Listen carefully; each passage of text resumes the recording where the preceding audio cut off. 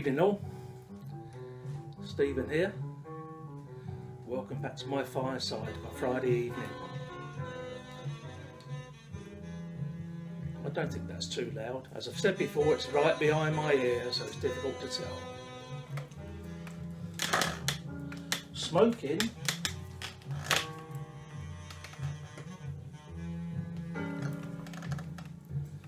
The monster. Excuse me a sec.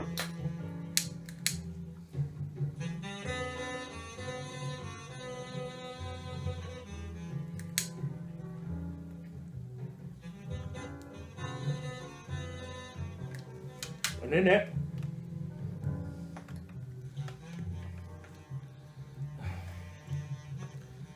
I've got some of my cherry mocha mash-up own blend. I'm going to have to be very careful how I move now because this glare.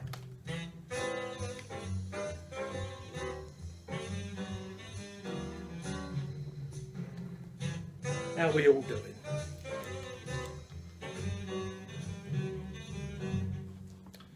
I'm doing very well, thank you. I'm going to reach carefully for my tamper without setting off the old fireworks. What I'm listening to is, of course, a bit of jazz. I was prompted to do this by I was watching earlier on today Professor Jeremiah's latest video. I'll try and remember to put a link to it down below. But if you haven't seen it, do go and watch it. He's made himself a pipe like the likes of which I've never seen before. As I said to him, I think it's a work of art, a beautiful thing. And to be able to make that yourself, I think is incredible.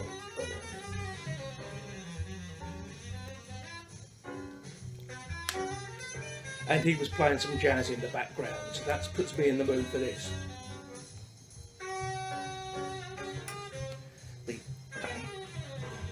Gingerly reaching round, the album I'm listening to,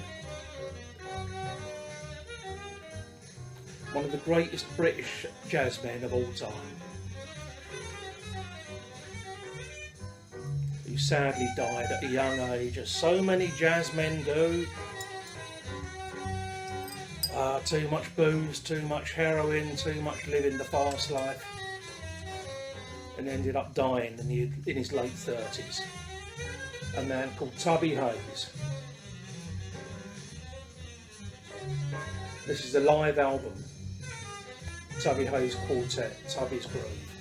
I love it. Tenor sax, obviously, but he also played vibes. Strangely enough, I don't know if I've mentioned this before,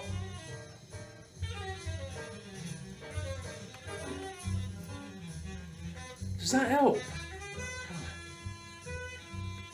I don't know if I mentioned it before. I like jazz. I love jazz.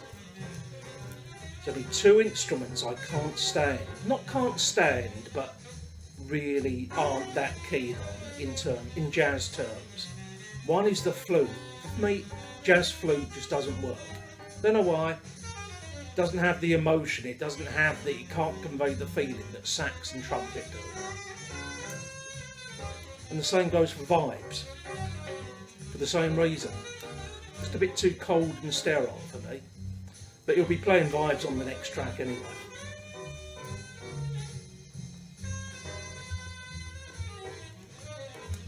Now then, what am I drinking? Nothing yet. Sorry, what? But what I'm about to drink is my first ever taste of a certain beer. You will know that my favourite beer is called Abbot Ale here in the UK. And a sub of mine, Sally, has recommended to me several times a beer called Abbot Reserve, which my local shops don't sell. And it's tempted me. I knew I needed to find it out, seek it out. So I have, in a sense, been searching. I've been on a quest, if you like, as though for the very elixir of life. And I have some Aber Ale Reserve.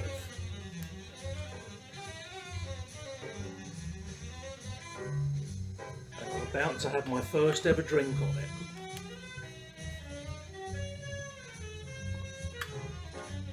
Not for you, boy. Too strong. Don't know why I'm doing that. I can't smell anything. My sense of smell went years ago.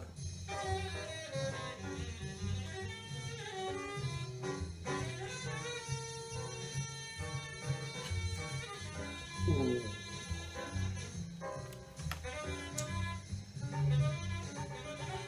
I get what you were saying, Sally. That's nectar. That is malty and fruity and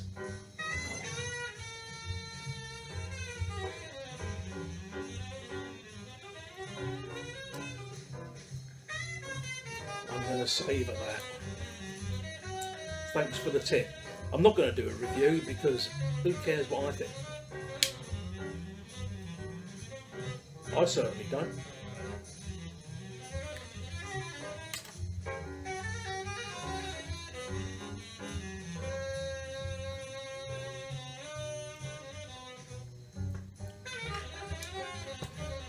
What have I been up to?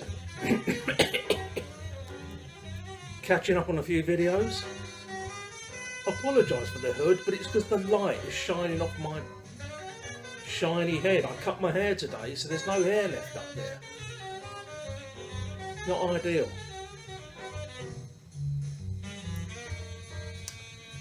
And I was going to mention my main man Gribbly. He puts up his Sunday anti-socials. If you never watched Gribbly's Sunday anti-socials, do give him a check out. I'll try to remember to put a link down below to them as well. I don't always watch them on a Sunday, which I hadn't in this case. But on his last one, he mentioned Thanksgiving at the end. And he wondered what us outside the UK, outside the USA. And he mentioned me by name, which is nice. What we were doing for Thanksgiving? Well, in as much as I did anything, I suppose I gave thanks that I'm not American at this current point in time. Hold it there. I'm just joking. Believe me, I'm just joking. My eldest sister is an American citizen. My brother-in-law is American born and bred. My nieces and nephews and my grandnieces and grandnephews are all American citizens. So I was just joking. I'm not having a poke at America at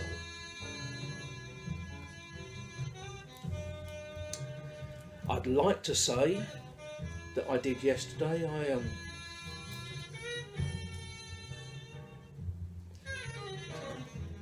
did a little dance, made a little laugh, and got down. Which is what I assume Americans do when they're celebrating Thanksgiving. But it would be a lie, I didn't.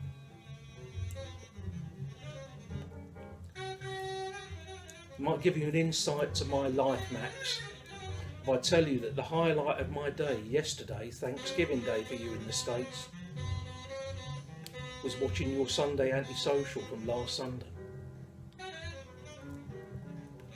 That was it, which I thoroughly enjoyed.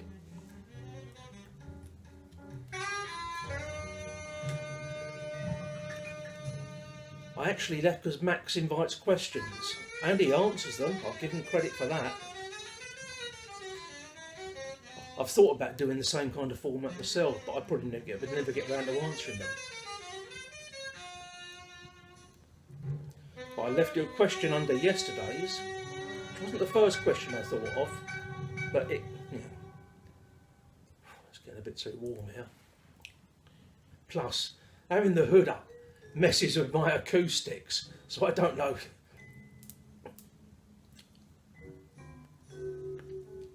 Vibes. It's a bit too smooth for me.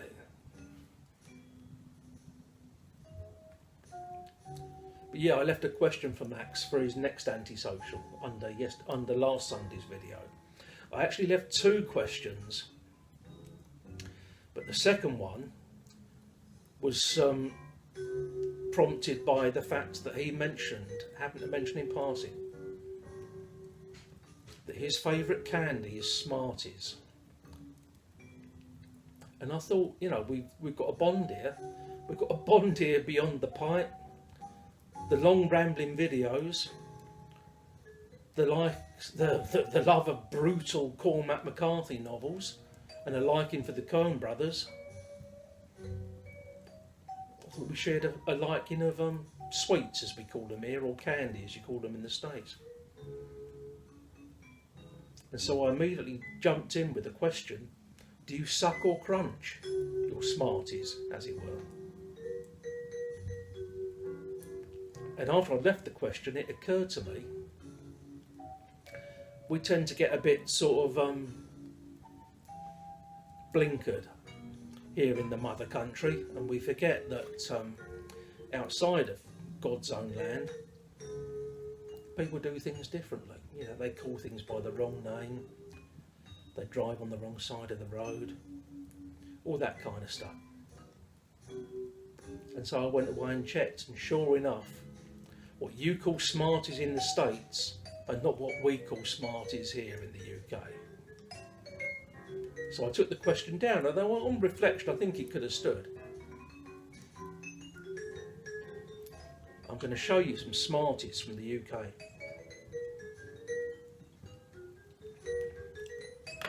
I'm going to put that down, and there's no way on earth I can clench this, I'm going to put that down as well. Now, this isn't your normal pack of Smarties. The only ones I could get today was a special Christmas package, which is about 3 times the size of a normal pack.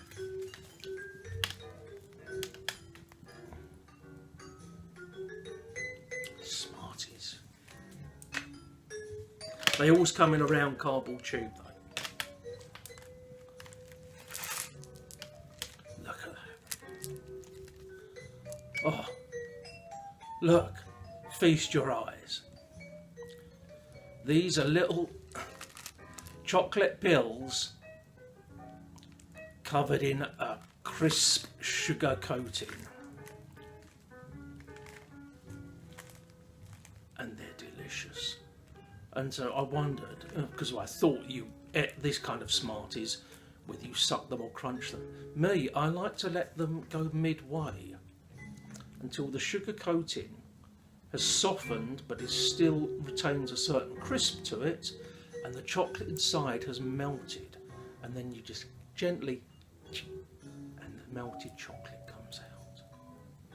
I thought you'd like to know that. But look at that.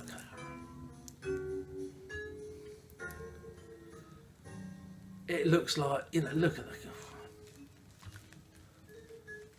You could imagine a bowl full of something like that on the coffee table at a Hollywood party in the 70s.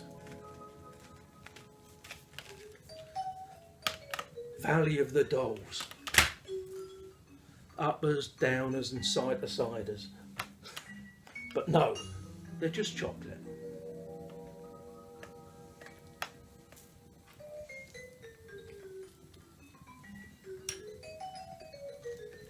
And from what little research I did into what you call Smarties in the States,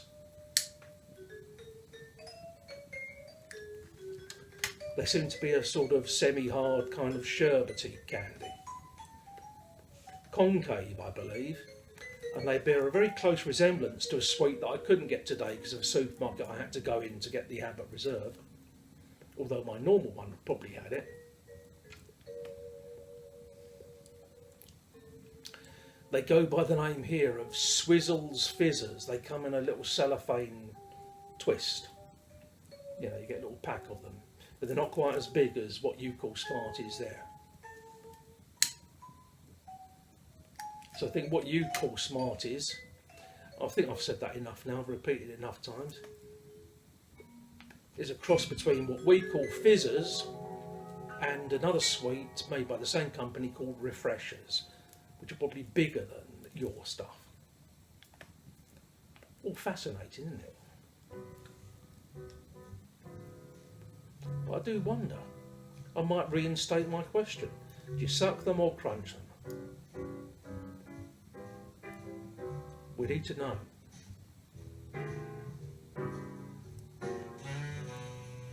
Now then, I'm going to put up another video tomorrow or Sunday on a more serious subject. But it's one that might apply to certain other people that are watching. But I'll leave that for tonight because I'm already up to quite a length on this. So I'm going to love you and leave you. I'm torn at the moment for what I'm going to go away and watch on the box. I was going to go away and check out on Netflix a film that someone in the UK Pipe and Tobacco Club tipped me off to. Which, because I'm not hip to what's... Hip, is that what the youth of today still say? I'm not hip to what's going on? Did I? A film called The Ballad of Buster Scruggs or something like that. Anyway, it's a Coen Brothers film. I think came out this year. Not only a Coen Brothers film, but acting in it is my favourite musician of all time, Tom Waits, and it completely passed me by. So I was going to go away and watch that. But then I just noticed when I was checking my online newspaper that I read, The Guardian, that at 9 o'clock on BBC4 here in the UK, they got a documentary about David Cassidy. Now it might surprise you, but you know, David Cassidy was massive in the early 70s here in the UK and probably elsewhere as well. And like a great many icons of that era, there was a great deal of darkness that lurked in the background. And you know, he had a great many struggles that he had to contend with.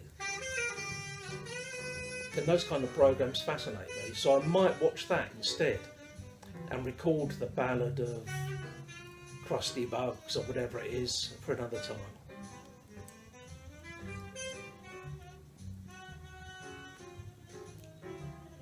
And that's it for tonight. Thank you, Sally, for the tip. I found it at last.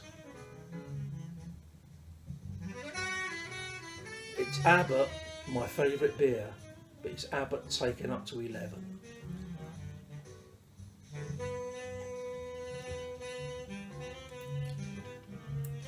And now I'm feeling decidedly mellow.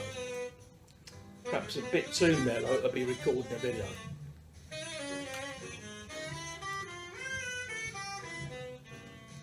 So I'm going to go off, finish smoking this pipe. I love this pipe. I don't know what it is about it. I just love it. I don't know.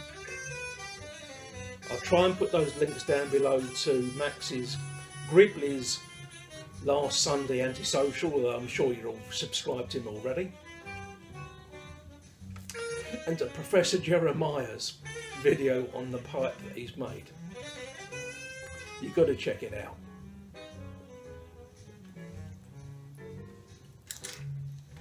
In the meantime, I wish you all well. I'll remind you once again, I was only joking with the dig about Thanksgiving, about not being American. Believe me, it's no picnic being British at the moment. And I wish you all the best, you and your loved ones. Take care, and I hope to speak to you again within the next couple of days. Ta-da!